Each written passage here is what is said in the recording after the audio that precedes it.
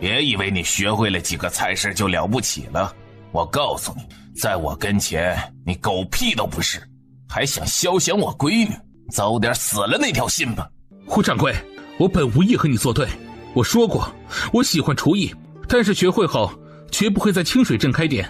但是你所作所为彻底激怒了我，现在我绝对不会离开清水镇，我要把第一家店开在清水镇，以后把我的酒楼开满大明朝，我要让你心甘情愿地把翠花嫁给我，不信你就走着瞧。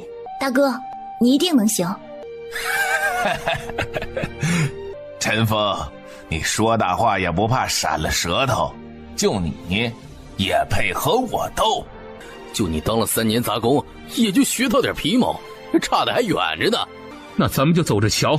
王师傅，既然吴世仁解雇了你，你愿意跟着我吗？虽然我现在不能承诺给你什么，但是只要你跟了我，我以后绝对不会让你失望的。兄弟，我愿意跟着你，我相信你一定行。好，那你先跟我回家，过几天等我身体恢复之后，咱们大干一场。吴世仁一脸轻蔑，甩着袖子走了。吴翠花依依不舍地回头看着陈峰。南山村，刘老汉牛车生意真是越来越好了，这是又拉着谁去镇里了？是占山一家，好像是去县里告状去了。陈老太太等在村口，望眼欲穿地等着看笑话。老婆子，我都找你半天了，你搁这儿瞅啥呢？找我干啥？哎呀，太阳都下山了，如花都做好饭，就等你回家吃饭呢。我还不饿，你先回去吃吧。你都出来1天了，还守在村口干啥呀？走，快给我回家去。你拽我干啥？我都说了我不饿。老头子，你还不知道吧？占山一家去县里打官司告状去了，你说这官司能打赢吗？那吴世仁可不简单呢，在衙门里面有人，陈峰又没被打死，咋可能告赢呢？这就对了，既然告不赢，关老爷能轻饶了他们，肯定得挨一顿板子。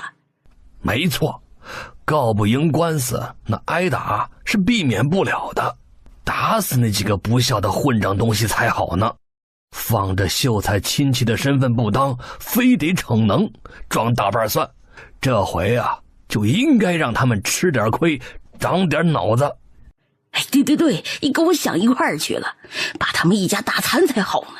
正说着，就见一辆马车朝着这边驶过来，两个人顿时来了精神，伸着脖子张望道。就见陈占山一家4口坐在马车上，有说有笑。占山，你们回来了，咋样啊？官司告赢了吗？告赢了，罪魁祸首判了流放西北苦寒之地，那几个从犯每人杖责20，赔付5两银子的草药钱。真是太好了，陈峰的罪总算是没白受。是呗，多谢富贵兄弟惦记，有空家里坐坐，我们先回去了。陈老太傻了似的愣在原地。瞅啥瞅，赶紧死回家，一天天就知道在外边浪着，啥也不知道干。这个死老婆子，明明是她在外面晃悠一天，这咋还赖上她了？一晃10多天过去了，陈峰的伤势在陈青青的医治之下，身体已经恢复如初。小妹，这几天你一直往镇里跑，找没找到合适的铺面呢？这几天我把清水镇转了一个遍，倒是在西街南街看了几个空房子，铺面不小，开一家酒楼倒是绰绰有余，可是位置不太理想。小妹，要不就在西街吧，那边临近码头，人流量还可以，主要是房租便宜一些。虽说西街房租便宜，可是位置太过偏僻，那地方不太理想。常言说天时不如地利，开酒楼更要讲究地理位置。是啊，小妹，你说的没错，最繁华的地段就是清水街，可那个地方租房子费用高得吓人，根本不是一般人能承受得起的呀。哥，这个你不用担心，银子我出，算是我借你的，等你赚了钱再把银子还给我，或者是算我入股，等赚了钱还我一半，到时候你经营，我拿分红。小妹你说的对，亲兄妹也要明算账，你能帮我开店我已经十分知足了，又怎么会贪得无厌呢？我想好了，等酒楼开张，我就在后厨做个大师傅，你在前台负责算账，到时候除去人工开销等，赚的钱咱俩平分。好，那就这样决定了。大哥，清风酒楼对面那个铺面就是现成的，咱们就在那里朝着梦想起航。不行不行，那个饭店装潢前我进去检视过木柴，是个3进的大4合院，比清水酒楼还多一间院子，都远超清水酒楼。这不挺好的吗？稍微收拾一番就能开业，也省去不少麻烦。小妹，你不知道啊，听说那个店掌柜亏损了很多钱，欠了不少外债，所以没有对外租赁，正着急把店给卖出去呢。那咱们就给买下来。啊？买下来？这得花多少钱呢？这你就不用管了。如果把那商铺买下来，你有没有信心把生意做起来？有，凭我现在的厨艺，绝对可以和最好的大厨媲美。行，要的就是你这句话。不过这开酒楼可不是1、2个人就能开起来的，咱们得需要人手。小妹，这个你大可放心。虽然说我在清水酒楼是个干苦力的，可和几个大厨关系也是非常好的。明天我和王锅头去问问，看他们愿不愿意跟着我干。好，人员上的事情就交给你去办。好嘞，这事儿包在我身上。他伸手从布包里取出一张地契，哥，你看这是什么？小妹，你把店铺买下来了？当然是真的啊！我这不是在做梦吧？陈峰激动的连话都说不利索了。哥，这事是真的，咱们这是双利双赢，我投资你经营，你可不要让我失望哦。小妹，你放心，哥对自己的手艺有信心。我这就去王锅头家里走一趟，争取这个月底咱们就开业。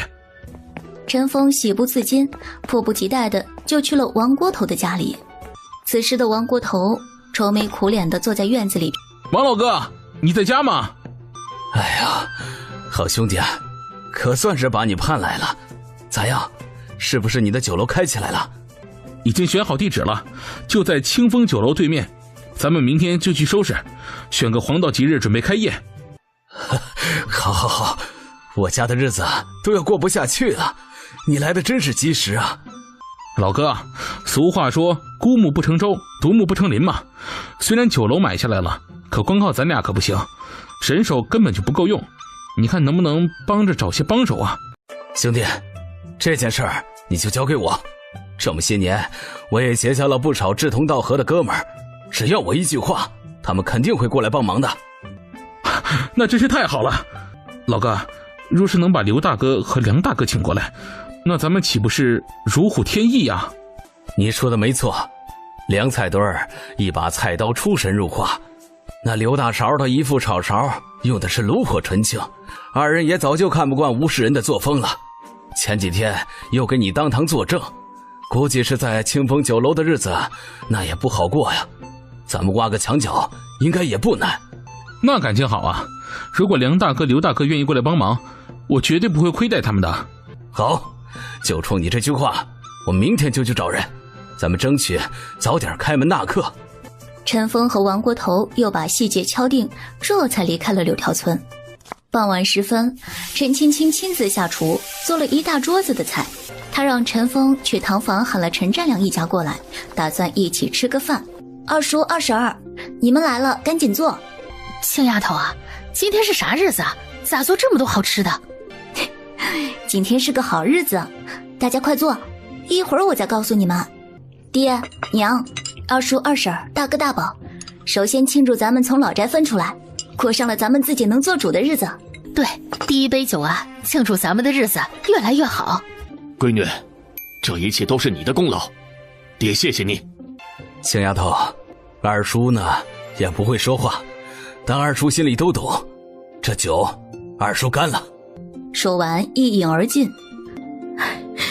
青丫头啊，二婶也谢谢你，要不是你啊，我和你二叔啊就得带着二宝去讨饭，是你给了我们工作，还救回了二宝。这按理说呀，今天这顿饭应该是二婶请你，就让你破费了。我都不知道该说啥好了。二婶儿，你说这个就见外了，谁让咱们是亲人呢？那是自然，只要你需要，就是要二婶这条命，我也绝不含糊。娘，你看你胡说啥呢？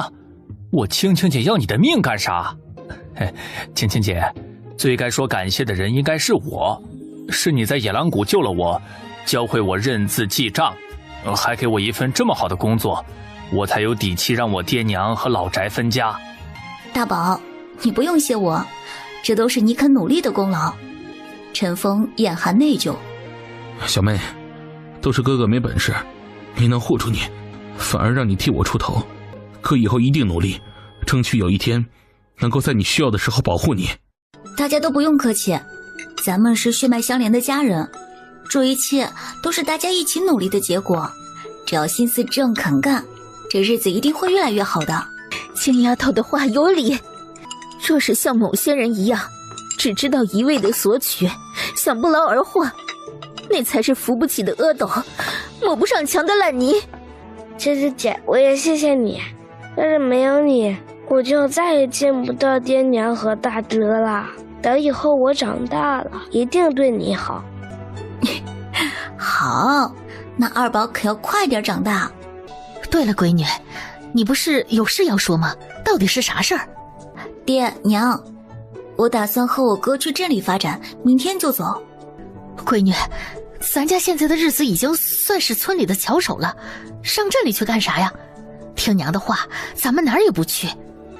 你娘说的对，本来这次打官司就得罪了吴世仁，你们要是去镇里，他肯定会找你们的麻烦，还是在家里平平安安的好。就是，你走了，家里的堂房咋办呢？地里的甜菜刚出苗，还需要你指点呢，你不能走。还有你，开啥酒楼啊？吴世仁就不是人，就算是你喜欢他闺女，他也不会同意。你要是想成亲呢，娘去找媒婆，给你好好的相看一门亲事。凭咱家现在的日子啊，有多少好姑娘上赶着嫁给你？是啊，凤儿，吴世仁的闺女咱们高攀不上，你还是死了这条心吧。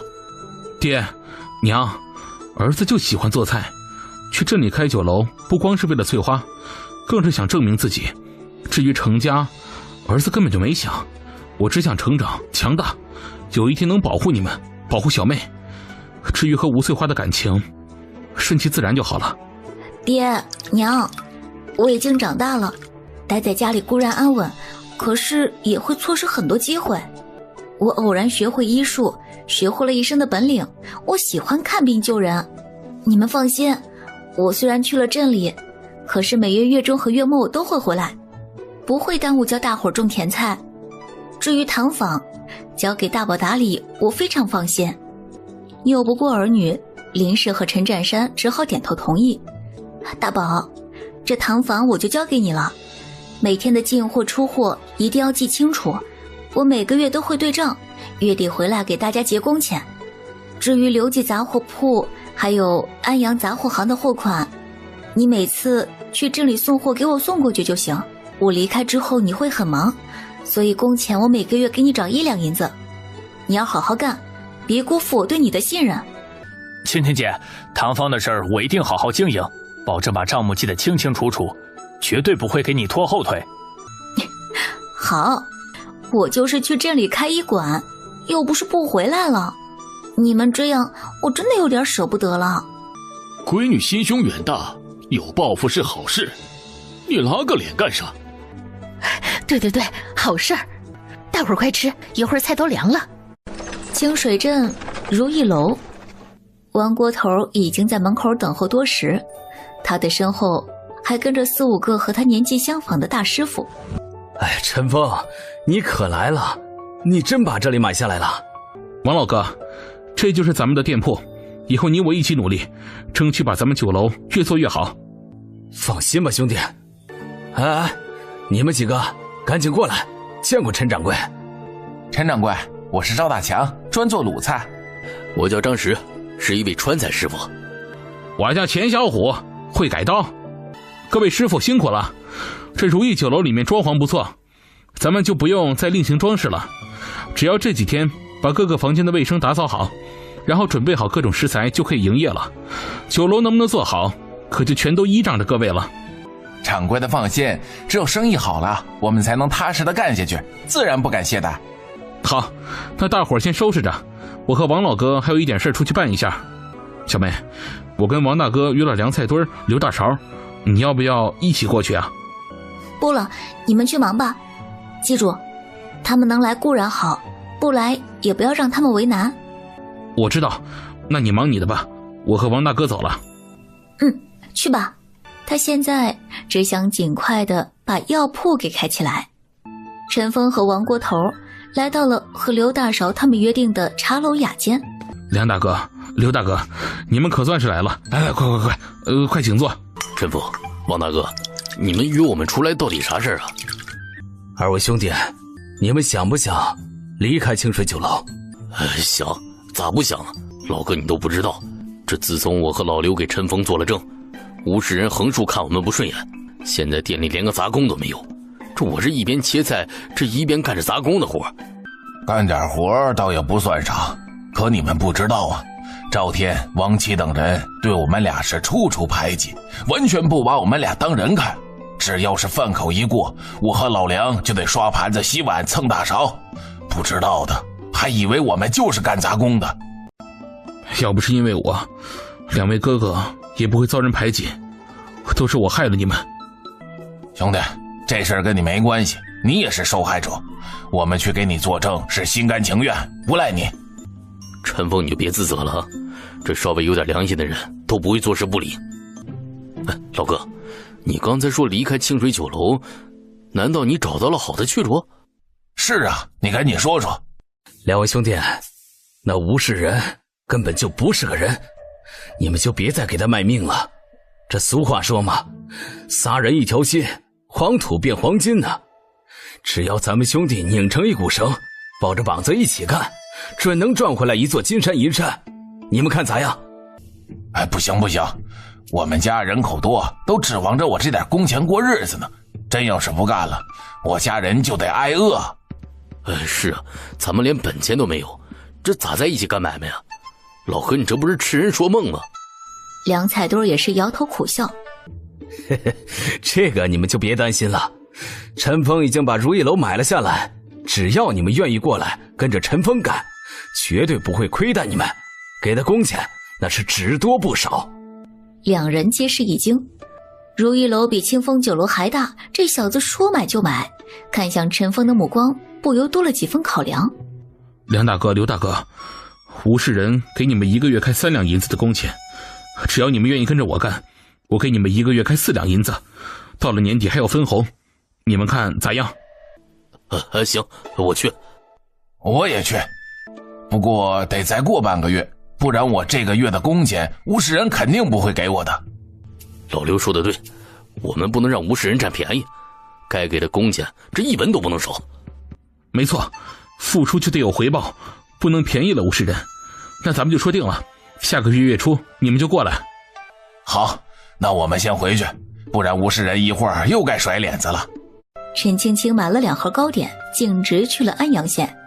小哥，我来县衙办点事儿，你们县老爷在吗？在，不在。这姑娘厉害，万一又是打官司告状，县城和县令怪罪下来，她吃不了兜着走。到底在不在？陈青青问话的空档，从包里拿出1线铜钱，塞到衙差的手中。姑娘，我们县令大人正在后衙会客，你要办啥事儿？方便说给我听听吗？我想开家药铺，想找县老爷报备一下。这要不是打官司告状，一切好说。这边请。来到后衙，陈青青一眼就看到了县令秦守生、县丞沈元泽。让他意外的是，饭桶父子竟然也在。大人，这位姑娘打算开药铺前来报备，人我给你带过来了。你说你会医术？哎妈呀，这不是陈姑娘吗？我差点没认出来，这大半年没见，真是越来越漂亮了啊！秦大人，这姑娘就是我跟你说的那个治好我疑难杂症的神医，她医术不是一般的厉害呀，那真是出神入化。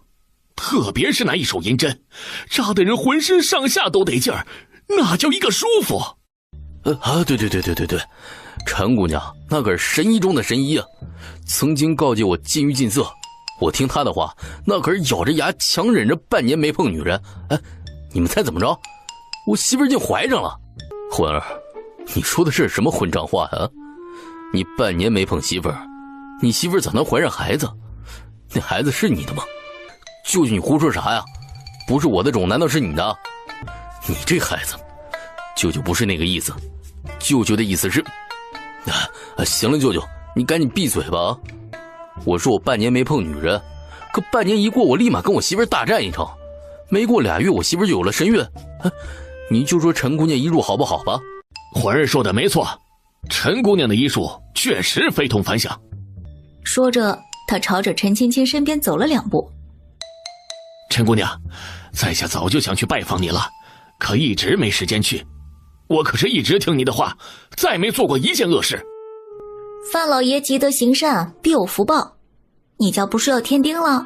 这就是你行善的结果。首生、元泽，陈姑娘要开医馆，你们赶紧把手续给她办了。陈姑娘医术高超，乃是安阳县百姓的福气，就别审核个没完没了的了。是啊，舅舅，这陈姑娘可是你外甥的救命恩人，你可别为难她啊。姐姐，你今天来的正是时候，这幸亏遇上我，不然这俩老家伙非得为难死你不可，拖着你3、5个月那都是少的。那我得谢谢你范大少爷了。姐姐，你跟我客气啥呀？咱俩谁跟谁啊？这以后在清水镇，谁要是有人敢找你麻烦，就替我范大少保证好使。范魂现在对陈青青只有敬畏之心，没有非分之想。陈姑娘，我现在身体又出现点小意外，等你药铺开起来，还请陈姑娘帮我诊治一番，到时必有重谢。好的，随时欢迎范老爷光临。好，一定光顾。元泽，既然你姐夫说话了，你就把手续给陈姑娘办了吧。把东西都拿来吧。陈青青连忙把医馆的图纸以及物品摆放图都递过去。沈元泽随便看了一眼，刷刷几笔，随后盖上安阳县的大印。多谢大人，民女就不打扰了，告辞。如意楼被卖掉的消息很快传遍了整个清水镇。掌柜的，大事不好了！大清早一惊一乍的，你让驴踢了。掌柜的，你就别打趣我了，真出大事了！这对面那个饭桌卖出去了。卖就卖呗，跟咱们有啥关系？哎呦，我的大掌柜啊，这咋能没关系啊？你知道是被谁买去了吗？是谁？陈峰。是什么？不可能，绝对不可能！那处大宅子好几百两银子，不是我小瞧他，就是把它卖了也买不起那处商铺。掌柜的，你一天哪有闲心管这个？刚开始我也不信，这特意去打听一番。刚才我在门外眼睁睁看着陈峰和他妹妹进去了，我可听说了，他们买下如意楼也是开饭庄，绝对错不了。早他娘知道这样，当时不如把那房子买下来，现在多了个冤家，可咋办是好啊？掌柜的，这俗话说量小非君子，无毒不丈夫，他们不是想和咱们对着干吗？咱们就来一个先下手为强，今天晚上咱们就一把火烧了那处宅院。本以为这2年给秦守生送了不少银子，这怎么着也会向着自己说话，却没成想被那死丫头3言2语就整没词儿了，不仅打了他的人，事后还明目张胆的又朝自己要了200两银子。这个主意不好，纵火可是重罪，轻则流放，重则处以绞刑，你可别胡来啊！掌柜的，县城和你可是好朋友，就算东窗事发，他一定能保下你。你可别出幺蛾子了，我和沈元泽不过就是酒肉朋友而已，真要是那么铁，陈峰那码事儿能让你们挨揍赔银子吗？我算是看出来了，这帮官老爷心太黑，关键时刻还不办事儿，遇到硬茬子他们狗屁事儿都不管，欺负软蛋倒是有一手。掌柜的，那咱们就眼睁睁看着如意楼开一大吉不成？你别忘了，陈峰那小子可是憋足了劲儿想和你一决高低呀，真要让他扬巴起来，咱们就得喝西北风去。算了，就让他们折腾去。虽说陈峰那小子偷学了厨艺，可他也不能分身。那么大的饭庄，没有几个大厨根本运作不起来，光杆一人累死他也撑不了大气，对咱们构不成威胁。掌柜的，你把问题想得也太简单了。王国头干了这么多年厨子，认识的人可不在少数，想帮他找几个人的还不容易啊。这再说了，这些日子梁菜墩和刘大勺对你颇为不满，经常在我们面前发牢骚，说你不是人，把他们当杂工使唤。这要是他们俩有了二心，对咱们酒楼可是大大的不利。不是我多嘴啊，陈峰那个小子会来事儿，跟他们俩关系可不一般，有些事儿你可不得不防啊。你的意思是他们俩要给我撂挑子去给陈峰干？极有这个可能，毕竟赵田儿，你赶紧去准备一桌子酒菜，我得和刘大勺好好唠唠才行。掌柜的，这要走的人是留不住的，想彻底解决后顾之忧，就不能让陈峰把酒楼开起来。吴世仁没好气地瞪了他一眼。你当我是天王老子？我不让他开酒楼他就不开，我要是有那个本事，我还在这小小的清水镇当个破掌柜干啥？可是……行了，别可是可是的，赶紧去准备酒菜。是，我这就去准备。刘大勺正在后厨清洗着堆积如山的碗筷，他感觉憋屈不已。谁家的酒楼大师傅干杂工的活计？老刘啊，这日子啥时候是个头啊？陈峰在这干了3年多，咱们这才干了几天，快蹭吧，不然一会儿吴世仁看见又该骂街了。话音刚落，就见吴世仁脸上带着笑意的来到了后厨。哎呦喂，我的老哥哥，哎，快起来，这是你应该干的活计吗？掌柜的，你别动，我手上都是油，污了你的衣服可使不得呀。老哥你太客气了，兄弟咋会嫌弃你呢？吴世仁说着，朝着身后的赵天质问道：你是怎么安排的活计？咋能让我老哥哥刷碗呢？掌柜的你不知道，最近几天人手不够，我们几个又被打了板子，没法下腰，这不得已才让老刘老梁暂时多干一点。老刘和老梁可是咱们店里的老师傅，咋能干这种活？从明天起让别人干，一天天的就趁我不注意偷奸耍滑，要是再让我看见老刘干这活计，我饶不了你。是，我错了，下次一定注意。刘老哥你快起来，这不然掌柜的非得扒了我的皮不可。老梁，掌柜的良心发现，不让咱们干杂工的活，赶紧起来吧。好嘞。梁菜墩早就蹭够了，扔下没蹭干净的大铁勺就站了起来。要不是怕你们撂挑子，谁能给你们好脸？老哥哥，咱们可有好长时间没在一起喝酒了，今天咱哥俩好好喝一顿。老梁，你也一起来。我就不去了，晚上要备的菜还没切完呢，你们喝去吧。黄鼠狼给鸡拜年，准没安好心。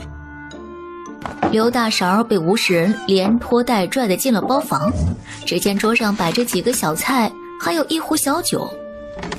两人落座。老哥哥，首先我得跟你说句道歉，我都不知道赵天竟然给你安排了刷碗的活计，看明儿个我替你出气。掌柜的言重了，刚才赵天不也说了吗？他们挨了板子，弯不下来腰，所以我和老梁力所能及的多干一些，没事的。瞅瞅，我老哥哥的觉悟就是不一般呢，兄弟敬你一杯。掌柜的，我一会儿还有事儿，这酒我就不喝了，你有啥事儿直说吧。我能有啥事儿？就是想和老哥哥你喝上一杯。想当初我刚来清水酒楼当杂工那会儿，可以说比陈峰还要苦。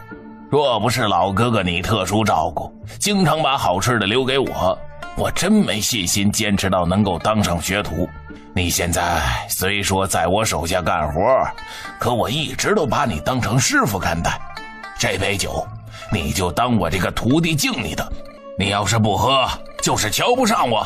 刘大勺也不好再推辞，举杯一饮而尽。老哥哥，你可是咱们清水酒楼后厨的台柱子，没有谁都行，就是离不开你呀。掌柜的过奖了，比我厨艺高的大师傅多的是。就拿王七、李六来说，那可是咱们清水镇乃至安阳的名厨，跟他们一比，我能算老几呀？这话我可不爱听。常来咱们店的吃家，可都是奔着你刘大勺来的。王七、李六虽然手上有2把刷子，可他们咋能和你相提并论呢？根本就不是一个级别的。掌柜的真是高抬我了，我还得多和人家好好学习学习。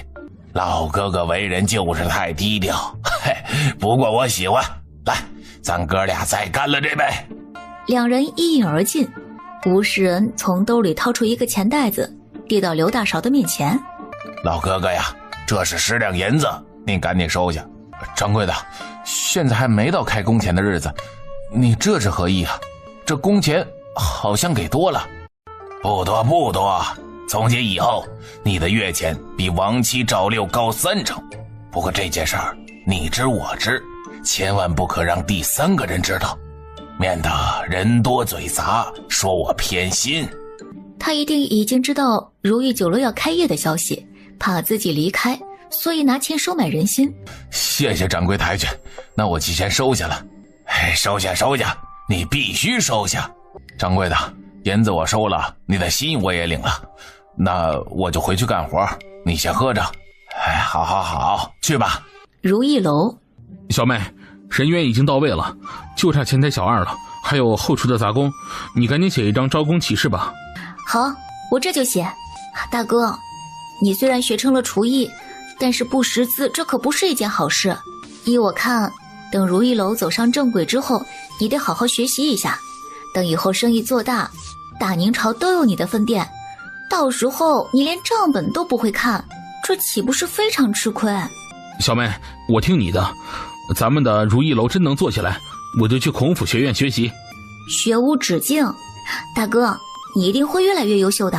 我要向小妹学习，小妹，你就是我学习的标杆。很快，招聘告示就写好了。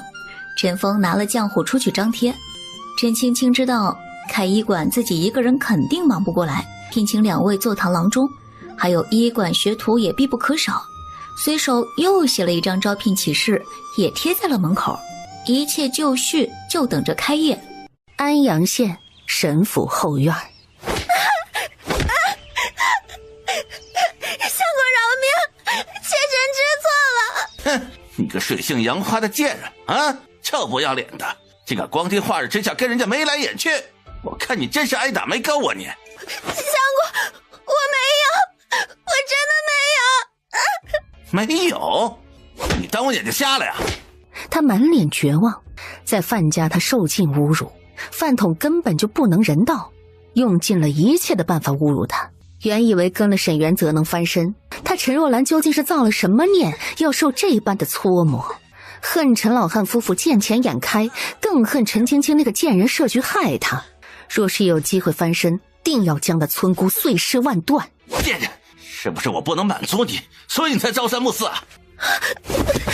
相公，是那个无赖闯进来欲对我不轨，你相信我。沈元泽一脚踹开他。我信你娘个蛋！谁不知道我那是安阳县县城，哪个不长眼的敢调戏我的女人？要不是主动卖弄风骚，对人家眉来眼去，他们敢在门外淫词浪语，我也不跟你废话，赶紧收拾收拾，一会儿人牙子就到，乖乖的跟他们走，免得吃苦。不，相公，你别把我卖了，你就把我当成你的妹妹，在外人面前你是我哥哥，在家里你想咋样就咋样，我一定当牛做马的伺候你。等日后有好人家，你可以把我许出去，或许对你的仕途还会有用，求你千万不要把我卖了呀。好啊，你真是我的好妹妹。好妹妹，你别怕，人前你是我表妹，这人后嘛，你就是我的玩物。这几天呢，你就好好养着身子，过几年哥哥呢给你寻个好去处，保证你后半辈子衣食无忧，吃香的喝辣的。不过哥哥想你的时候，你可不能不来哟。若兰是你的人，哥哥疼惜我，我怎敢不赴约？几日后，沈元泽和秦寿生坐在车轿里，朝沈家而来。嘿嘿，秦大人呐，我跟你说呀，我这个表妹可是个妙人呐，介绍给你当天房，你可不要委屈了她哟。沈兄啊，莫不要跟我开玩笑了。你也知道，我这些年一直未曾续弦，就是放不下已故的内人呐。你何苦来打趣我呀？哎呀，大人呐，先不要忙着拒绝，万一我表妹入了你的眼呢？我那表妹呀，也是个苦命的人。我叔婶啊，先后过世，她一个人孤苦伶仃，这才来投奔我的。我看着她呀，实在可怜没有去处，不得已收留了她。大人垂怜，若是你们真的有缘，她也有了栖身之处啊。我这个表哥呀，就算是对得起我那死去的叔婶了。秦寿生没有说话，算是默许了。马车停在沈府门前，沈元泽引着秦寿生步入花园。假山旁，一袭淡蓝衣裙的女子正倚在石凳上看书。表妹，来见见贵客。女子闻声抬头，四目相对的一刹那，秦寿生如遭雷击。像啊，活脱脱是他已亡故的妻子。见过表哥，见过大人。秦寿生这才回神，慌忙还礼。沈元泽心中暗喜，秦大人呢？这便是舍表妹沈若兰。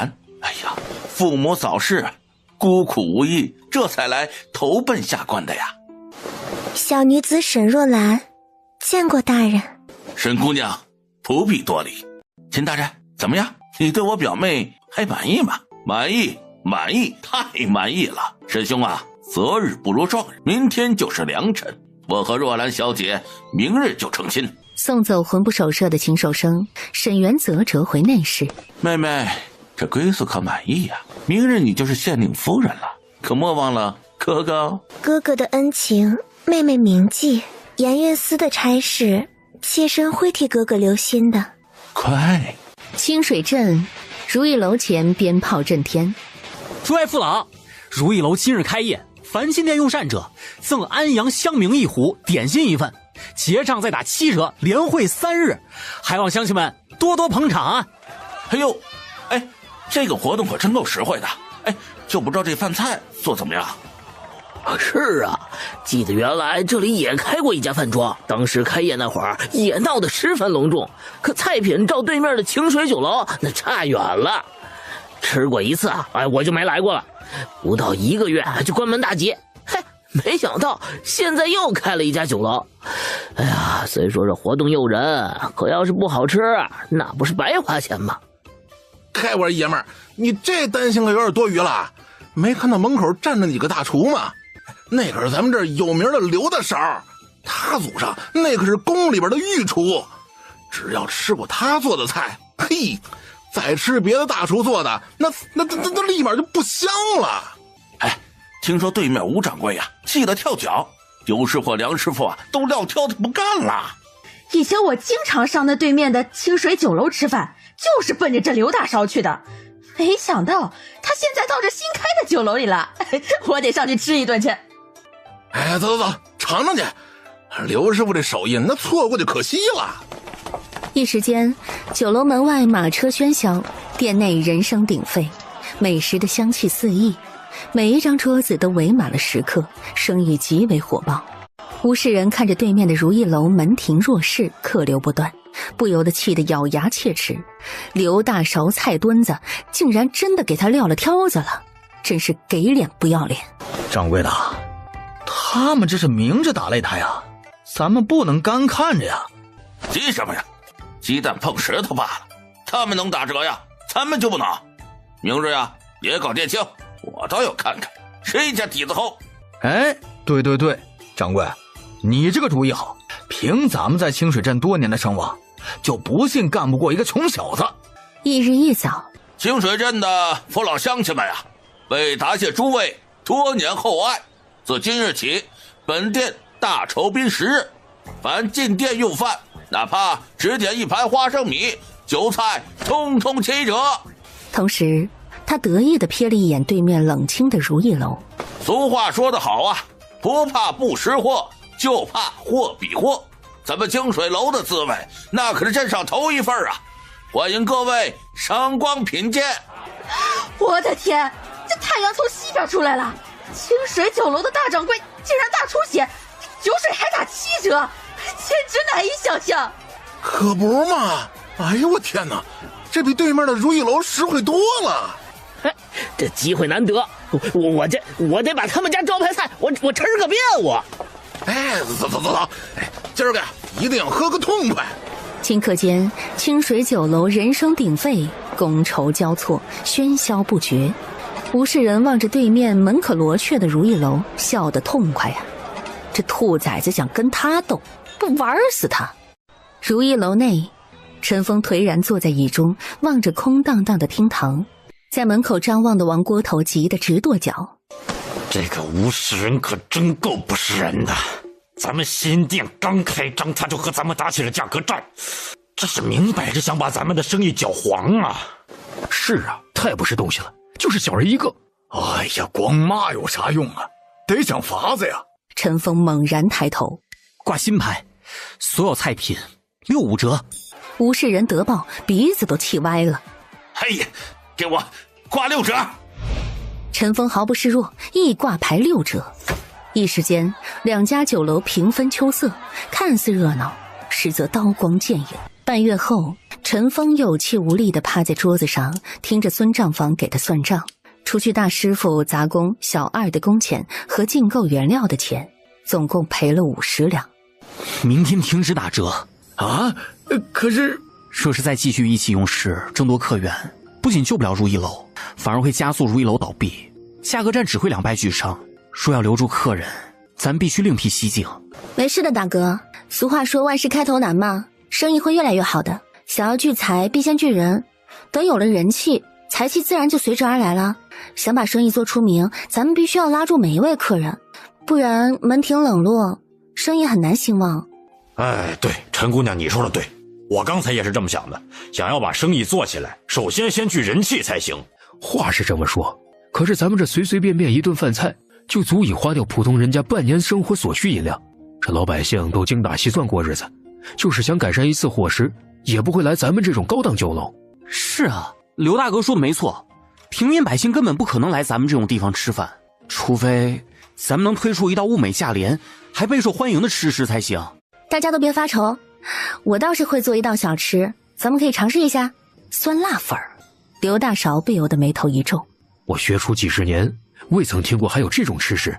你们一会儿就知道了。他亲自开始调制酸辣粉的灵魂底料，粉条煮好之后，捞入之前调好的底料碗中，撒上葱姜蒜末、辣椒油等，用筷子充分的拌匀，香气立刻扑鼻而来。真香啊！这是啥味儿啊？陈峰凑近，猛地吸了吸鼻子。刘大勺闻着这空气中弥漫的香气，不由得有些激动。好，那咱明日正式推出如意楼特色小吃酸辣粉。陈峰扯着嗓子吆喝：走过路过莫要错过！如意楼新出特色小吃酸辣粉，香辣鲜香，保您没尝过，3文钱一碗，吃了还想吃。人群围拢过来，却只是观望，无人上前。客官，来碗尝尝，包您回味无穷啊！酸辣粉儿，哎呦，又酸又辣的，能是啥好东西啊？这听着就怪呀！刘师傅，煮一碗现成的。不多时，一股酸香麻辣的独特气味随着热气蒸腾而出，瞬间弥漫整条街道。哇，真好闻呐！哎，味道咋这么香啊？哎呦，是啊，看着就让人垂涎三尺。哎呀，不就是3文钱吗？给我也来一碗！哎，我也要一碗试试。那勾魂的香气儿终于是瓦解了众人的犹豫。第一碗粉刚刚端出就被抢购一空，食客们只尝了一口，眼底顿时一亮，酸的开胃，辣的过瘾，粉条滑润，汤底醇厚。如意楼门前已经排起了长龙了，直至打烊，众人虽累得直不起腰，脸上却是喜气洋洋。你们是没瞧见吴世仁那张脸，黑的能滴出沫来。咱们再接再厉，往后定要让店里天天这般热闹。大哥，你随我来，有事相商。大哥，这是咱们以后安身立命的根本了，独家秘方。他将麻椒油、泡椒一一摆出。酸辣粉非常容易模仿，但是这些调料外人绝对难以寻得。往后熬制底料、腌制小菜，须得你亲自来，万不可假他人之手。陈峰小心地捻起一粒麻椒细看，小妹，这分明就是花椒啊！你是不是上当了？这个虽然长得跟花椒很像，但是味道完全不一样。不信你尝一下。小妹，这味道太过瘾了，以后用它做菜，如意楼一定爆火。此物唤作麻椒，与花椒形似，味道特殊。另外还有这泡椒，可以腌萝卜、鸡爪，做成开胃小菜，旁人想破头也模仿不出来。这些呢，皆是我在机缘下偶然得到的。那位高人嘱咐我不可外传。大哥，匹夫无罪，怀璧其罪，此事唯有你知我知，知道吗？小妹放心，哥绝不漏半个字儿。夜色渐深，厨房灯火通明。陈青青一边制作一边讲解，闻着锅里散发沁人心脾的香味儿，陈峰已经被惊呆了。有了这样的汤底，什么都可以涮，什么粉丝啊、蔬菜啊、肉片，一锅沸汤，百味交融，谓之麻辣烫。学会了，这个味道真好，咱们如意楼一定大卖。翌日，如意楼前车马不绝，门庭若市，笑语喧哗直冲云霄。月照九州，几家欢喜几家愁。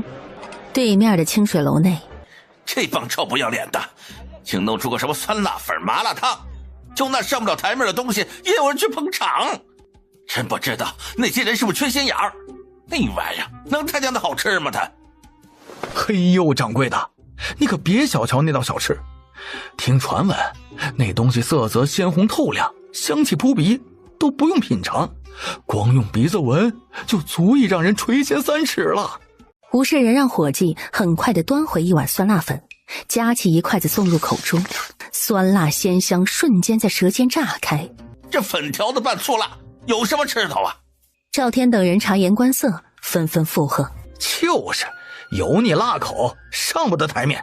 哼，其实这般简单，咱们也做。明日呀，就推出酸辣粉，做的比他们更酸更辣。次日，吴世仁亲自吆喝：尝鲜了啊！酸辣粉一口入魂，包你停不下来呀！来一碗尝尝。酸辣粉刚入口，那人就拍案而起：哎呦我的娘啊！这是要辣死人呐！围观众人轰然大笑，纷纷摇头散去。还是上对面去吃正宗的吧。吴世仁气的是直跺脚，狠狠地瞪向赵天。这就是你们弄的吃食呀！一碗没卖出去，招牌都先砸了。掌柜的，这酸辣粉，那肯定就是以酸辣为主嘛。我这都是按照对面口味做的，咋会不好吃嘛？哎呀，就是这些人太挑剔，太难伺候了。吴世仁他心中忽然生出一计：陈峰能偷师，他为何不能派人混进如意楼？我请你们下馆子。说罢，径直朝如意楼走去。赵天、王七和吴世仁的女儿吴翠花连忙跟上。小二，还有位子吗？忙得团团转的小二没听见，赵天立刻嘲讽：哎呦，什么破店呀！客人来了都没人招呼呀！哎呀，就是啊，太不尊重人了。人家小二脚不沾地的，哪有怠慢？此时，陈峰从后厨出来，吴世仁沉下脸：陈掌柜啊，不欢迎我们来吃饭？原来是吴掌柜，有事远迎啊。小五，带几位客人上2楼听雨轩。吴翠花朝陈峰淡淡一笑，率先上楼。听雨轩内，吴世仁点了新推出的招牌菜红油火锅翻滚，香气四溢。风卷残云之后，桌上碗盘皆空。赵天、王谦，你们觉得这麻辣烫的味道咋样啊？有没有尝出来你们用什么调料熬制而成？辣椒、花椒、大料、小茴香、香叶儿，好像还有白芷，都是寻常调料，可那麻味儿很特别呀。你们见过这种调料吗？这蓖麻是麻的，但那有毒啊！废话，泡椒萝卜里的小辣椒呢？你们谁见过呀？两人又摇头。怪不得呀，如意楼爆火，这种闻所未闻、见所未见的调料做菜，谁得到了，谁生意都能爆火呀。哎，走吧，这次呀，咱们这输的彻彻底底。走出如意楼，吴世仁回头瞥见门头上挂着招工启事，后厨杂工一名，他嘴角勾起一丝冷笑。爹，您没事吧？没事。翠花，你先回店里盯着，我去啊见个朋友。找一个生面孔混进如意楼的后厨，就不信弄不到那些秘方。次日清晨，陈峰熬制好麻辣烫底料，做好泡椒萝卜和泡椒凤爪。他刚把门打开，大哥哥，请问你们这里招杂工吗？你多大？后厨杂工又累又苦，做得来吗？我能干，我是乡下孩子，什么苦都吃过。我叫许多多，大河镇碾子沟人，爹娘去年病死了，就剩我一个。我不要工钱，给口饭吃就行。好，你要是不怕吃苦，我就留下你，每个月不会让你白干，除了一日三餐，1个月再给你200文钱，你看行吗？后厨里，刘大勺正在收拾猪肉，王锅头也在忙活。陈峰介绍后，二人爽快地答应照顾着少年。酒楼的生意是一天不如一天，这可愁坏了吴世仁呢。赵天帮着出主意：掌柜的，要不咱再搞一次优惠大酬宾？哎呀，这以前也不是没搞过呀，根本就是大姑娘养孩子，她费力不讨好啊，她到头来呀，连成本都赚不回来，这不是裤裆里拴麻绳，闲扯淡吗？这不是。也不知那小子学的怎么样了，有没有打听到那麻麻的调料是啥东西做的？就在这时，李屠户手里提着2斤猪肉走了进来。我说吴大哥呀，咱兄弟俩可共事多年了，以前兄弟可没少帮你打架出气，说好的同甘共苦，你可要给兄弟留口饭吃啊！哎呦，你这话是从何说起呀？哎呀，大哥，你是真不明白还是在跟兄弟装糊涂呀？以前我给你们酒楼送猪肉猪下水，一天都是百十斤的送，可最近1个月加起来连2头猪的肉都不到。哎，大哥，你要是嫌兄弟给你价高，你就直说嘛，该优惠咱优惠，该便宜咱就便宜，你不能说不要就不要啊，这不让兄弟喝西北风吗？哎呦，你喝西北风啊，我都快吃不上饭了，我找谁说理去啊？你也不是没看见呢，我这偌大的酒楼到现在连个吃饭的人都没有，要你猪肉给谁吃啊？哟，大哥，这到底咋回事啊？以前你们这吃饭的人乌泱乌泱的，现在咋没人了呀？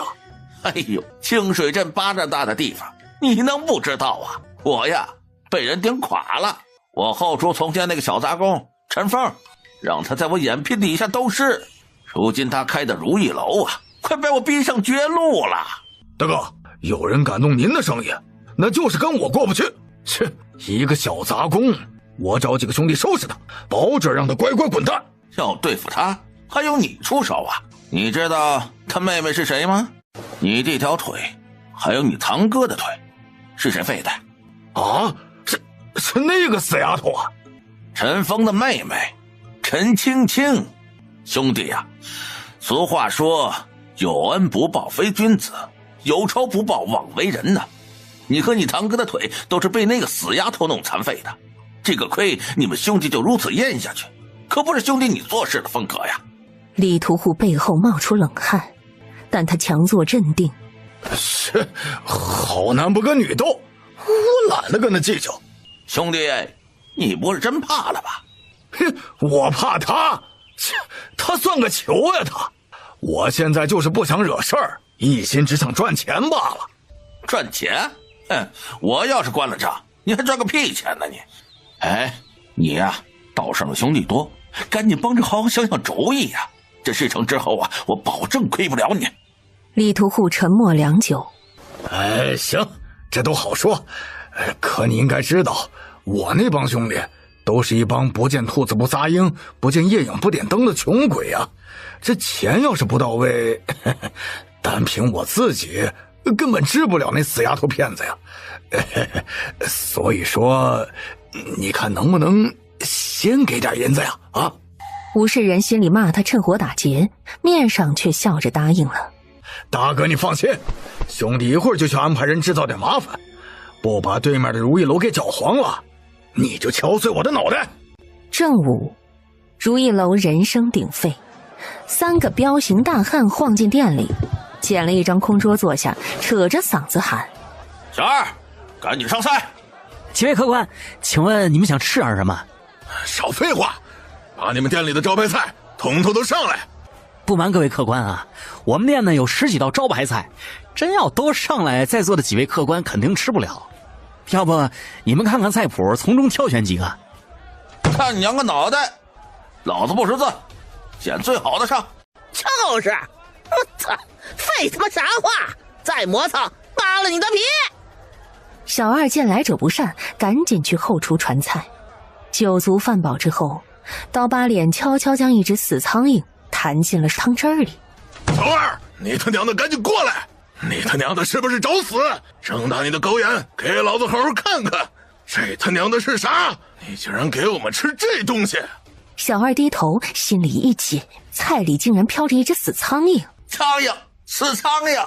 你们这黑心的酒楼居然如此肮脏，竟然给客人吃死苍蝇！今儿个要是不给老子一个合理的解释，老子砸了你们这坑人的黑店！陈峰闻声从后堂赶过来：几位客官，这是怎么了？你他娘的滚一边去！叫你们掌柜的出来！在下便是掌柜，请问客官出了什么事啊？你眼瞎呀！你们店给客人吃苍蝇，今儿个不赔个500两汤药费，老子让你们开不下去！分明就是来找茬的。几位客官息怒啊！我这就吩咐下去，重新给各位换上一桌酒菜。今天这桌呢，就当在下请客，招待不周之处，还望各位海涵呢。换一桌？你当咱们是讨饭的呢？爷现在看见这菜就恶心，头晕眼花，这指定是吃坏肚子了。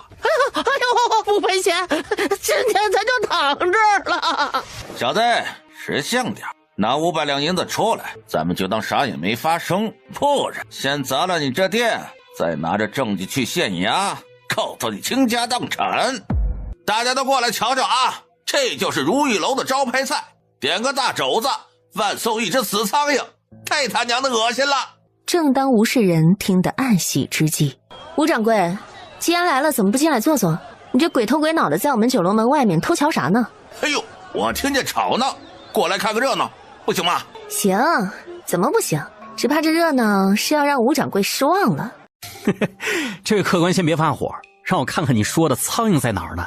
说着，他取过一双筷子，小心翼翼地从盘中夹起那黑点儿，凑到眼前端详片刻。哎呦，误会，天大的误会啊！这哪是苍蝇，这分明是颗花椒粒儿嘛！花椒？我放你娘的狗屁！你眼瞎呀？谁他家的花椒长翅膀？陈峰却不慌不忙，径直送入了口中。安阳来的花椒，味儿挺正，就是火候稍欠啊，再炸香些更好。吃了！3个人瞬间呆若木鸡。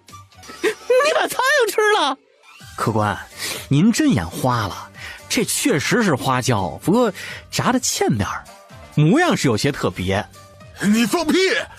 那明明就是苍蝇，是我亲长。差点说秃了嘴。小子，跟老子耍花样，别以为吃了就能赖账。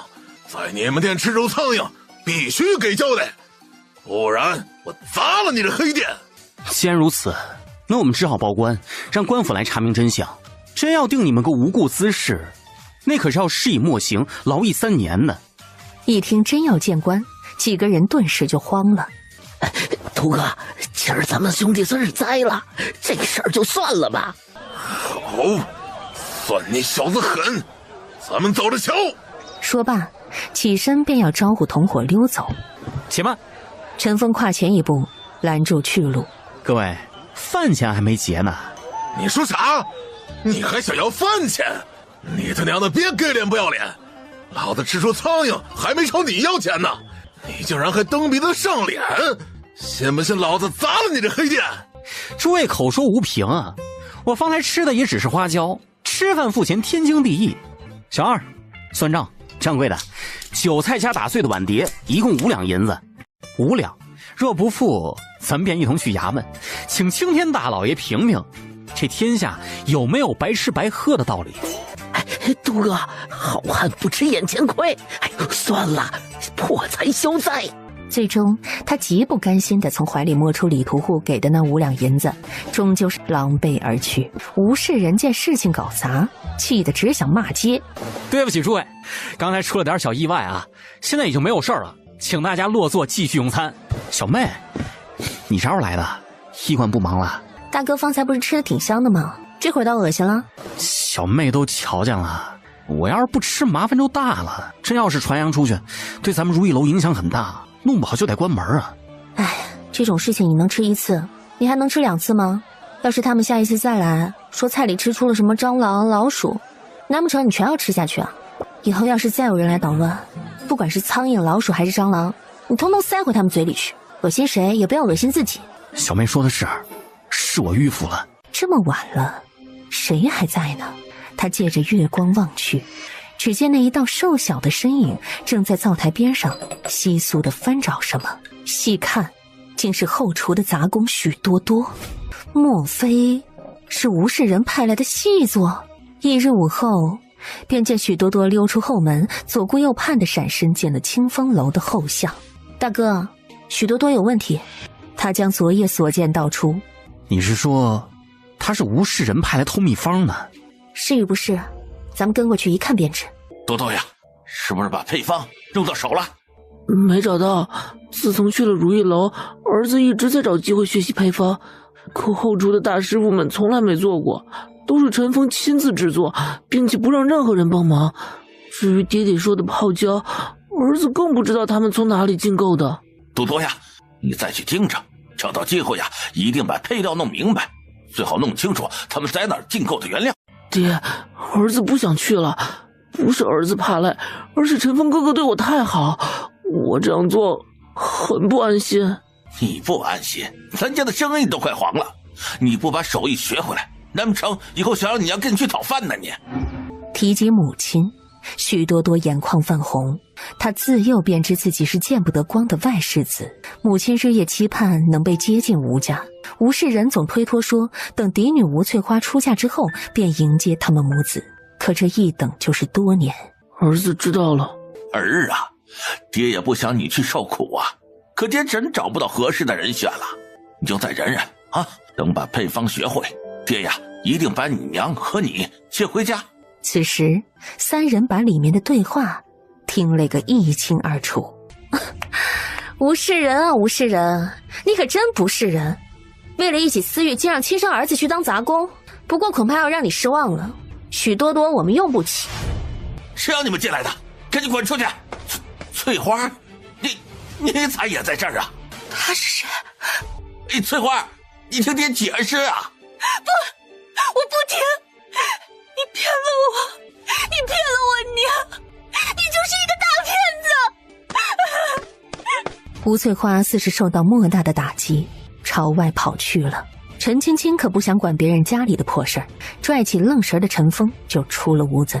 这天，吴世仁一早刚来到柜房，就见李屠户摇头晃脑，从外边走了进来。事还没办成，你还有脸来呀你？我说大哥呀，这事儿没办好，你也不能怨我手下那帮兄弟办事不力呀。要怪就怪蹭大勺那小子。本来我的人都做好了局，正准备开干呢，谁知那小子真他妈够狠呐，夹起那只死苍蝇就给吃了。俗话说，捉贼捉赃，捉奸捉双啊，没了由头，我手下那帮兄弟也不能蛮干呐。万一进了班房，审出你就是幕后指使者，那不是给大哥你添麻烦吗？大哥，俗话说，猪往前拱，鸡往后刨，各有各的道。陈青青那丫头精得很，明着来不行，咱们得使点别的招。不过嘛，这弟兄们也得吃饭不是？兄弟呀，不怕你笑话，哥哥我现在是罗锅上山，手头有点紧呐。不过凭咱俩的关系，你尽管放心啊，只要把事情办漂亮了，以后我酒楼赚了钱，绝对少不了你的好处。老哥呀，不是兄弟不帮你，底下那帮人只认现钱呀。咱们是一荣俱荣，一损俱损。你酒楼没生意，我肉铺就开不下去。兄弟真是有心无力呀！我回去再琢磨琢磨，真要是想出不花银子的好法子，再过来通知你。哥哥没钱，做兄弟的绝不能让你为难。你说是不是这个理啊？说罢，抬脚欲走。哎呀，兄弟呀，你先留步。哎呦，不就是钱吗？钱是王八蛋，花完呐，咱再赚。只要你把事情办漂亮了，哥哥保证差不了你的。李屠户转身一拍胸膛：哎，哥哥，你这话又说错了。兄弟我能要你的钱吗？这些钱都是给办事那帮兄弟的。哎呀，你也知道，兄弟我呢就是个穷杀猪的，没啥大本事。这些年全都仰仗着哥哥照顾我的生意，我才能有口饱饭吃啊。吴世仁心里骂娘，面上却是堆满了感动。李屠户慢悠悠地坐回去。我瞧翠花侄女与那陈峰眉来眼去已久，不如使个美人计，让翠花约他吃酒，待生米煮成熟饭，咱们再捉奸在床。嘿，到时他还不得任咱们拿捏啊？两家并一家，他的不就是你的吗？滚！你出的这啥馊主意呀？让我闺女投怀送抱，他小子也配？哎呀，大哥，你想哪儿去了？我的意思是，别生米煮成熟饭，就是假装逢场作戏，让翠花趁机把那小子灌醉，然后扔床上，咱们再来场捉奸戏，这就跟放鸽子一个道理。滚一边去！少男少女久逢甘露，那就是干柴遇烈火呀。这俩人要是火星四溅，那可就麻烦了。你脑瓜子能不能想点正常的呀你？好。哎呀，既然这个不行，我再想想啊。既然你舍不得大侄女儿，要不这样，咱们呀弄点毒药啥的给那小子吃了，让他下肢瘫痪，或者变成一个傻不拉几的二傻子。哎，这所有的问题不都迎刃而解了？主意倒是不错，可这毒让谁去投啊？怎么投毒他才会吃下去啊？这个好办，就让翠花大侄女摆桌子酒席，趁机下毒不就得了？既省钱又省力，多好！你有病吧你！我闺女摆桌酒席给她下药，药死了陈峰，把我闺女的命也搭进去了，你他娘能咋想的呀？你脑袋是不是撞猪了你？哎呀，哥哥别恼嘛，这兄弟我这不是想替你省钱，开个玩笑嘛。其实主意早想好了，这如意楼不就靠那几道招牌菜吗？咱们明着斗不过，就在人上下功夫。哥哥，开酒楼靠的就是人气，如果没人去吃，那再好吃的东西那也白搭呀。啊，这咋可能啊？人家从早到晚座无虚席，咋会没人吃饭呀？你这不是异想天开吗你？咱给他来个软刀子。好，太好了，就按你说的办。大哥呀，虽说这主意不错，可花销可不是个小数目呀。哎呀，只要能把如意楼搞臭，这点小钱算个屁呀！秦丫头，我有话跟你说。吴翠花冲进药堂，将李屠户密谋之事和盘托出。这些天千万让陈峰当心，我爹他不会罢休的。翠花姐姐，谢谢你能告诉我这个消息。李屠户那点伎俩翻不起浪。翠花姐，我该跟你说声对不起的，许多的事我先前并不知情，要是知道，我就不会贸然让你参与此事了。不怪你，我反倒应该谢谢你。若不是你的话，我还被蒙在鼓里。缘分天定，该是你的跑不掉的。你相信我，你和我哥的事儿一定能成。他用力的点点头。临别时，陈青青又劝：回去之后和你爹好好的谈一谈。许多多是他儿子，你也是他女儿啊，不要因为这件事伤了父女情分。我晓得。吴翠花转身离去。济世堂终于迎来了开业的日子。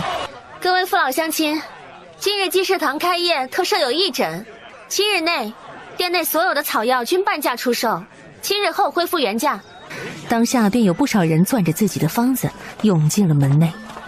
陈青青朝着柜台后面一个机灵的少年吩咐道：“小五，仔细核对药方，分量和配比万万不能出错。”东家放心，我记下了。哟，陈姑娘，在下就等你医馆开业了。今天总算是让我等到了。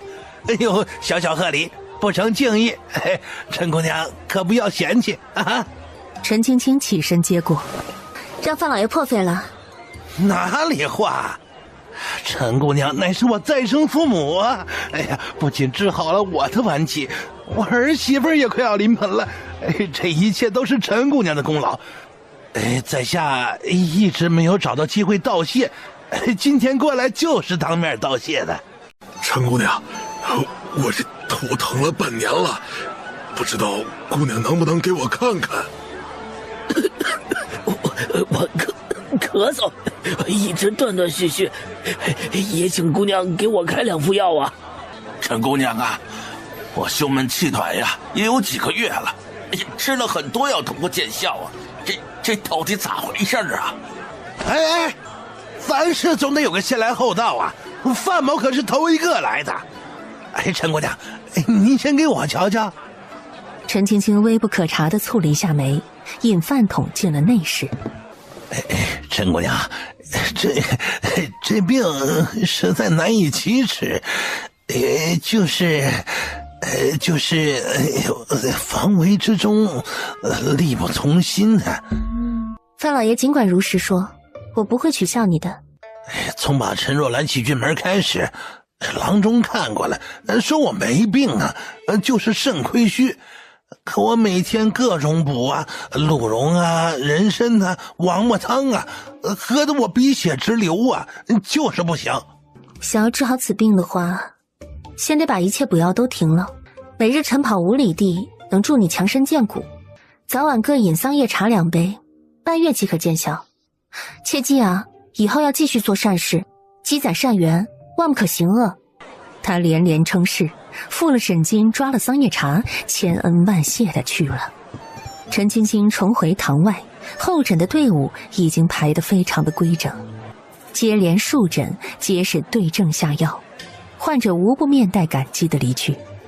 一直旁观至此的李安，眼中最后的一丝疑虑终于消散。姑娘，在下李安，行医多年，文贵馆延请坐堂郎中，特来应询。先生擅长医治何种病症？内外妇儿各科皆有所涉猎，尤其对疑难杂症颇有研究。李先生，若遇贫病交加，无钱抓药之人，您当如何处理？我不能因为没钱就把病人赶出医馆，我会尽力医治，先把药钱给他补上，日后待他手头宽裕还来便是。若是还不上，我愿自掏腰包替他垫付。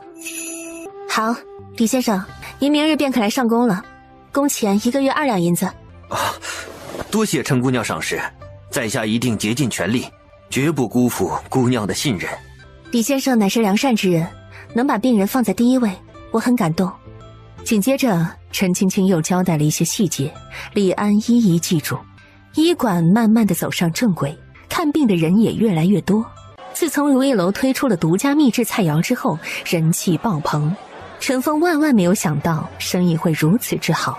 掌柜的，这半个月的利润是620两，除去人工各项开销，将近有400多两银子的进账啊！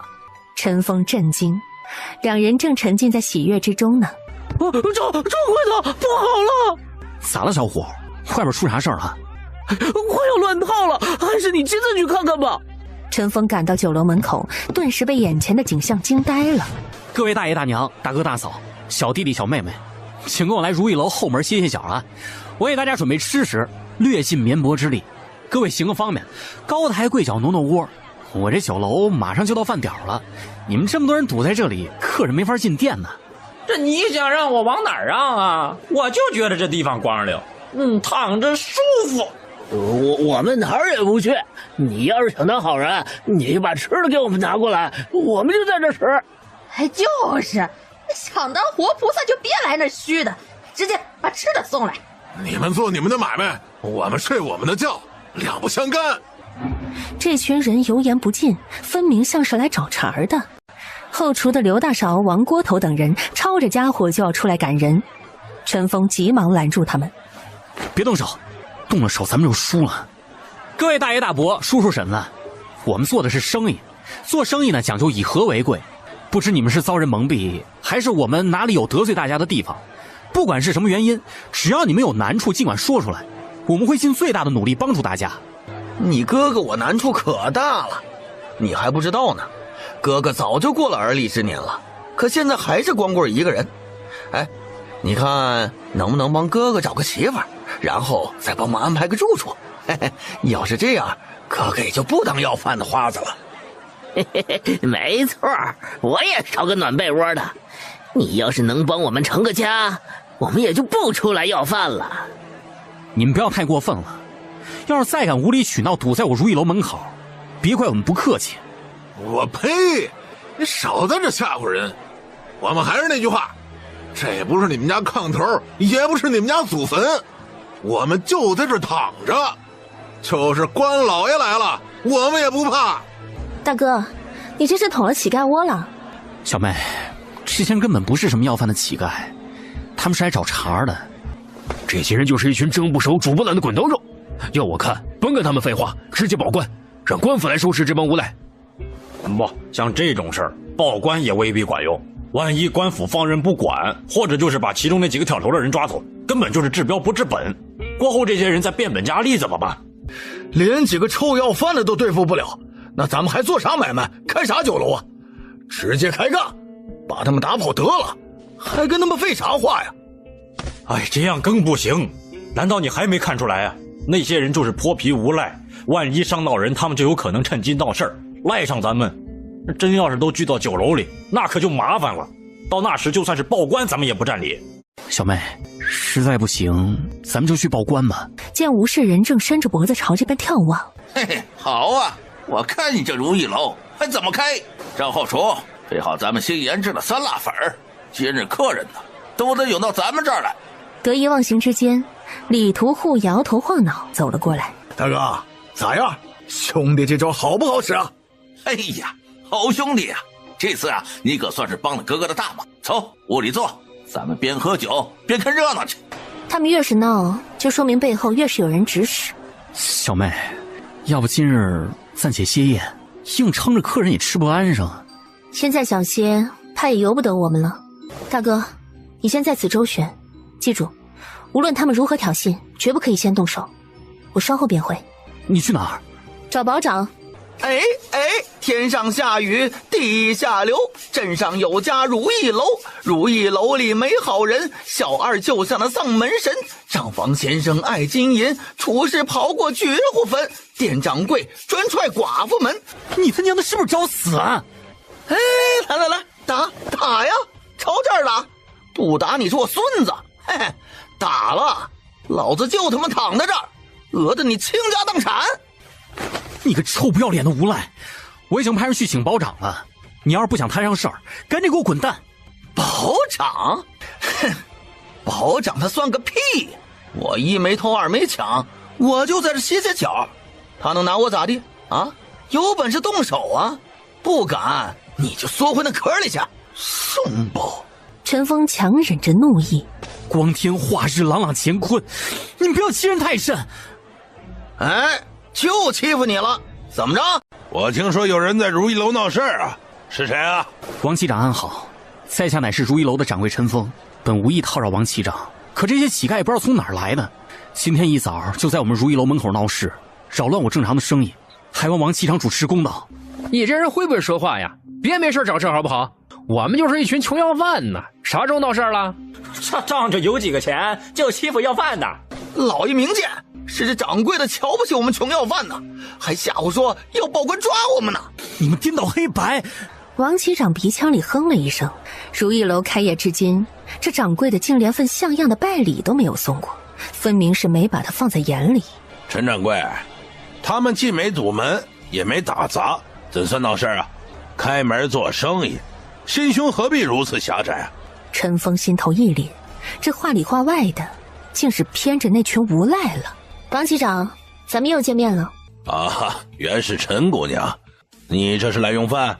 齐长好，这是我大哥陈峰，如意楼是我们兄妹合开的，本打算这几日专程去拜访您的。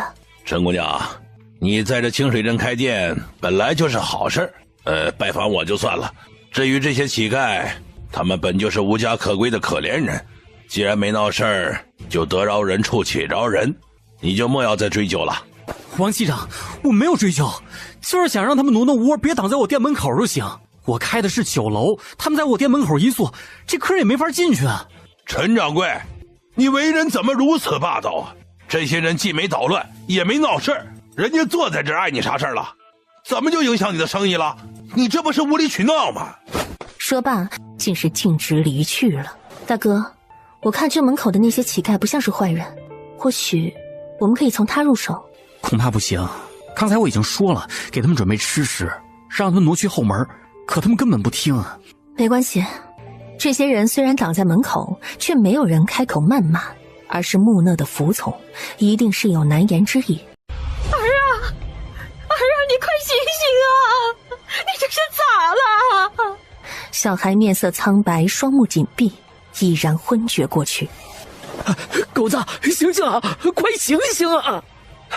狗子娘，这孩子已经病了几天了，若是再不医治，恐怕凶多吉少了呀。好汉呀，你就发发善心，给孩子请个郎中吧。只要我孙儿病好了，我一切都听你的。你这是废什么话呢？我不是说了吗？事情解决了再给你们请郎中。好汉，好汉啊！我知道你是个好心人，既然你能给我们白面馍馍吃，我求你再发一次慈悲，你救救我的孩子吧！你拿啥报答我呀？啊？要么陪我快活快活。呸！畜生！你们还是不是人呐？咋能趁人之危啊？我们虽然落难至此，他也是有尊严的。你见死不救也就算了，竟然提出这种下流的要求，真是无耻之徒啊你！哎呀，这孩子一看就没救了呀，花再多钱也是瞎子点灯白费蜡呀。你还是赶紧抱到乱葬岗，挖个坑埋了得了。先别急，让我看一下。这位大嫂，你先不要着急，我是郎中，我可以治好他。谢谢姑娘，你赶紧帮忙看看吧。哎，拦住他！他根本就不是个郎中，他这是骗你们呢，目的就是让咱们离开酒楼门口。嗨，咱们可别被这丫头骗了。闭上你们的臭嘴！你们见死不救，还不让别人救，我打死你们这些混蛋玩意儿！陈晶晶意念微动，一片退烧药已悄然滑入掌心，就着温水将药送下。大嫂，孩子的病根未除，想要痊愈仍需用药。姑娘，我们逃荒到此，早已身无分文，否则也不会沿路乞讨啊。姑娘，求求你救救我儿子，我一定想办法凑齐药费，求求你了。我儿已在逃荒路上遭了难，这是家里唯一的独苗了，求姑娘先给我孙子用药，我一定想办法凑齐药费。姑娘，你是大好人呐，救救这孩子吧。是啊，娃儿还这么小，太可怜了。诸位放心，这孩子是风寒久脱转为肺疾的，才引发高热惊厥。方才我已经用了退热药稳住了病情，至于诊金就先记账，等到各位什么时候手头宽裕了再给不迟。姑娘放心，这钱我一定还。大嫂，你们从何处来的？我们家远在怀州，只因去年遭了天灾，蝗虫压境，地里的庄稼颗粒无收，本以为今年能好过点儿，可谁知道却遭遇大旱，1年多滴雨未下，地里都干得冒烟了。不得已，我们村子人商量着去盛京京都谋生，谁知道一路上病的病，死的死，现在大伙钱也没了，也不知道京都还有多远的路。陈青青默然，在这靠天吃饭的年月，一场天灾便足以让无数的百姓流离失所，生死飘零。这时，男孩悠悠转醒，娘，哎，娘在这儿呢，给恩人姐姐磕头。大嫂，使不得，孩子现在还体虚呢，需要静养。这是我自制的药丸，1日2次，1次1粒，连服5日，期间要多喂他喝热水。妇人接过药，哽咽难言。小五气得翻了个白眼儿。你们先堵门闹事，如今倒好意思求医。哼，若还有半点良心，就赶紧散了，别在这碍眼。小五，少说2句。不多时，小五捧着几大包药剂返回。这些药你们收好，记住，这些病了的人早晚各服1次，3天后便可痊愈。老者老泪纵横，扑通一声跪倒。多谢姑娘，您真是活菩萨呀！道谢不必，牛马更不需，只需要各位高抬贵脚，莫再在此处搅扰生意了。正是，我如意楼本分经营，无端遭此围堵。如今小妹已尽力相助，只望诸位就此散去，两相安宁。掌柜的，对不住，我们都是被骗来的。那人说，只要堵在贵楼门口，就给我们白面馒头，还给重病的娃儿请郎中。我们为了活命，一时糊涂，才做下了这昧良心的事儿。我们这就走啊！祝愿大家一路平安，早至京都，谋得生路。说罢，又让伙计去取了一些干粮分赠。一位中年汉子眼含热泪，朝陈峰深深地施了一礼。多谢店掌柜，我们后会有期。那妇人也朝着陈青青深深鞠了一躬。山水有相逢，今日姑娘之恩，他日与娘定当相报。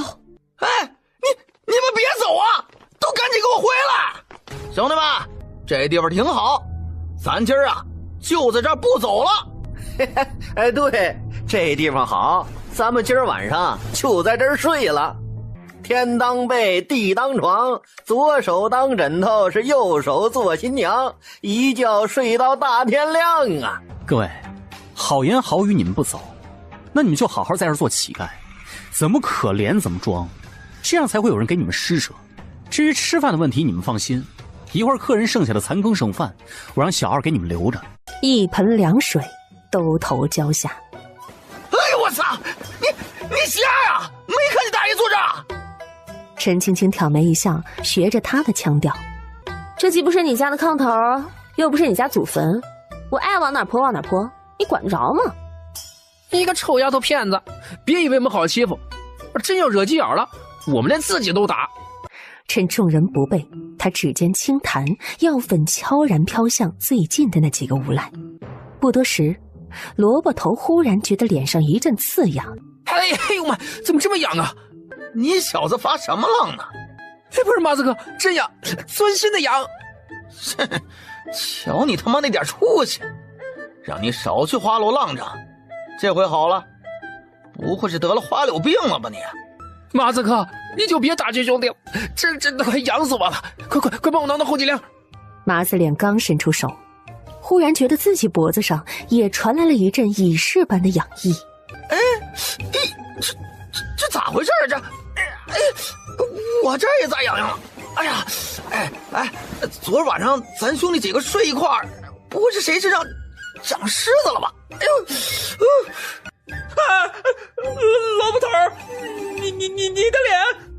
众人望去，只见萝卜头脸上被抓过的地方竟迅速的红肿溃烂，甚至是渗出黄水。我的脸咋了？哎呦我操！这咋回事啊？这麻子哥，你们这是咋了呀？这是！麻子脸疯狂的抓挠着身体，满地打滚。哎呦妈呀！痒死我了！痒！太痒了！小妹，这些人咋了？谁知道呢？许是遭报应了吧？对，头顶生疮，脚底流脓，坏透了。一定是你搞的鬼！无凭无据，你可不要胡说啊！证据，找郎中来验就是，快去请郎中！时间不长，苗郎中匆匆赶了过来。苗大夫，好久不见。原来是你。这姑娘当初想要去他店里做堂来着，被他拒绝过。哎呀，陈姑娘，原来你就是这济世堂的掌柜啊！哎呀，真是幸会幸会。苗大夫哪里的话，以后有不足之处，还请您多多指导。他并没有意识到，眼前之人对他已经极度的红了眼。哎，苗郎中，我好好的浑身就起了大疙瘩，一抓就破，你快帮着看看呀，是不是有人给我们下毒了？依我看，他们这症状像是染了尸毒，为证清白，还请苗先生仔细诊断。而苗郎中一番诊查之后，脉象并无中毒迹象，他断不出缘由，顺水推舟。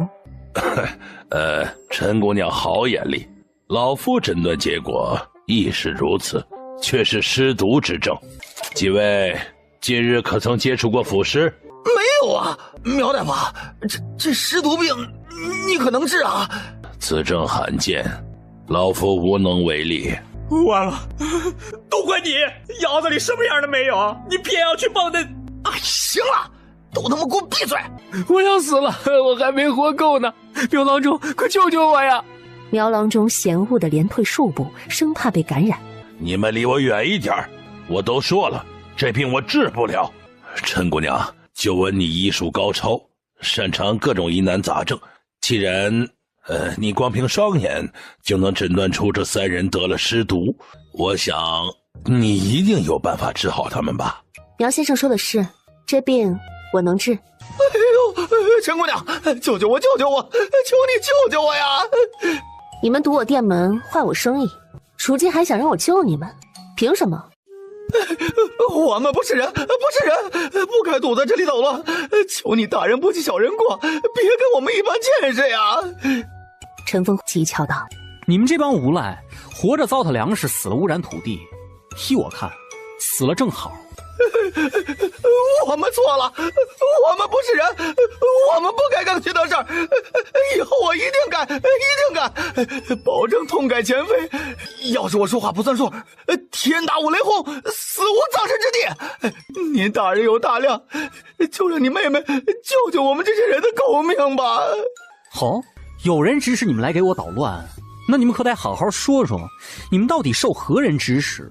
他为什么要这么做？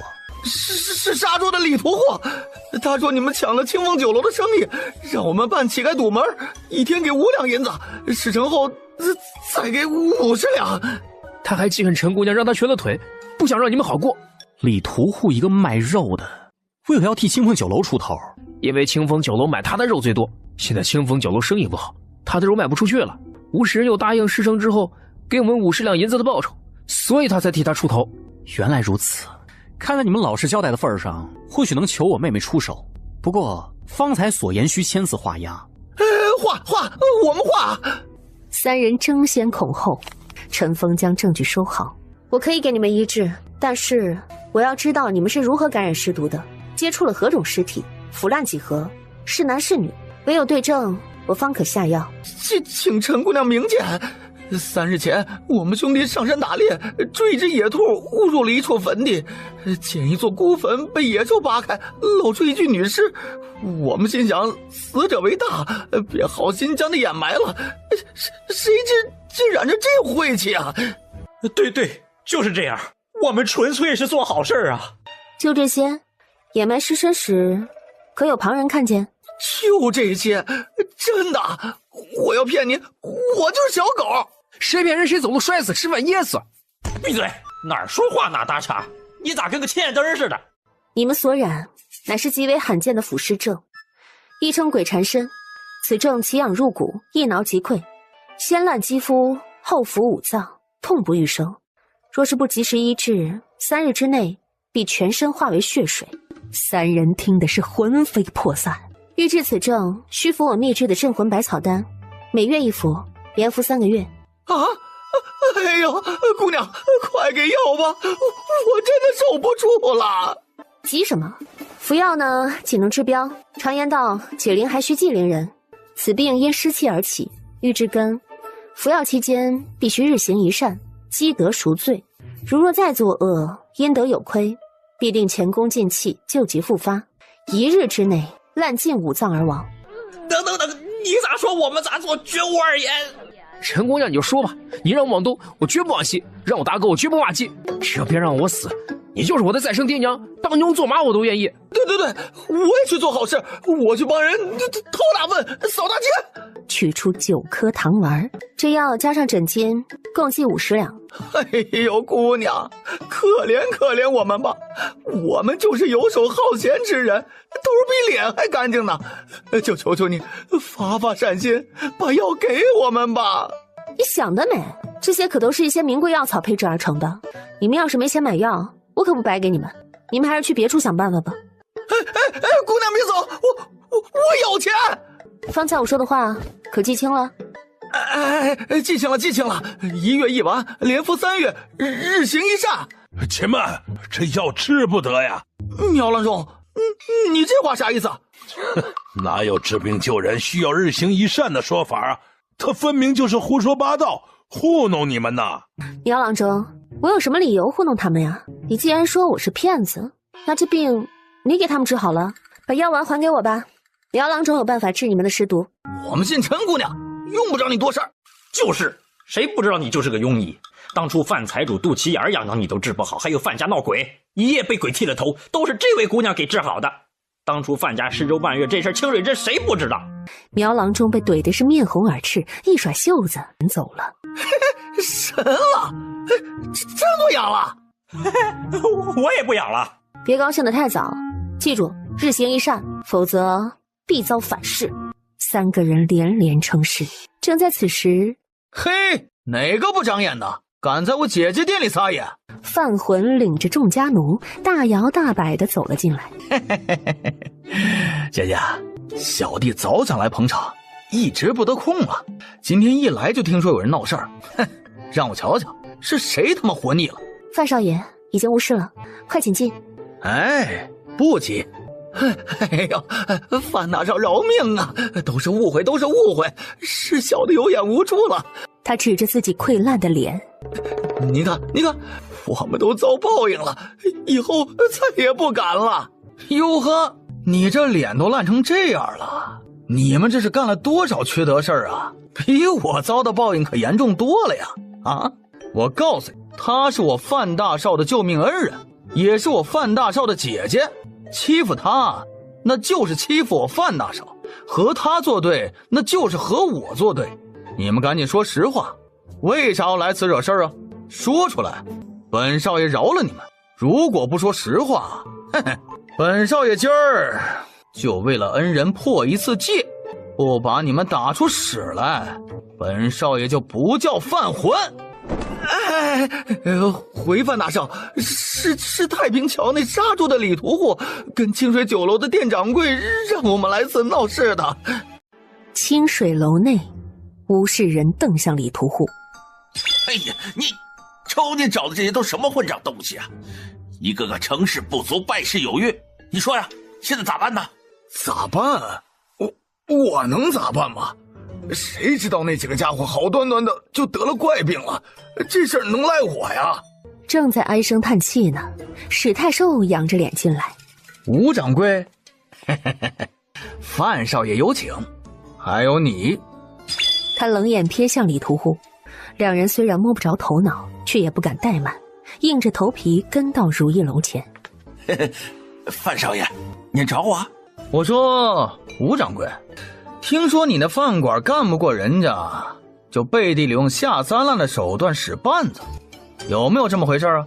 哎呦，范少爷说笑了，我吴氏人做生意一向守规守矩，生意不如人那是手艺不佳，绝对没有那些乱七八糟的事儿啊。李屠户心头一颤，他在镇上横行，但是比起范家不过是条泥鳅。哎呦，范大少啊，这都没影儿的事儿，您就是借我俩胆儿，我也不敢呐。话未说完，范魂揪住他的衣领，啪啪上去就是几耳光。臭不要脸呐！吴麻子啥都说了，你还敢抵赖啊？你堵我恩人门口干啥？说，不说我他妈削死你！我错了，我再也不敢了。哎呀！别他娘的求我，赶紧给我恩人跪下磕头！扑通一声跪倒。陈姑娘饶命啊！是我有眼无珠，我再也不敢了。他缓步上前，伸手捏住李屠户的下颌。我给过你机会的，你却不知死活。话音未落，指尖寸劲一搓，李屠户的下颌骨应声脱臼，惨嚎声顿起。杀猪的，若是再敢来招惹我，我不会这么轻易算了。再也不敢了。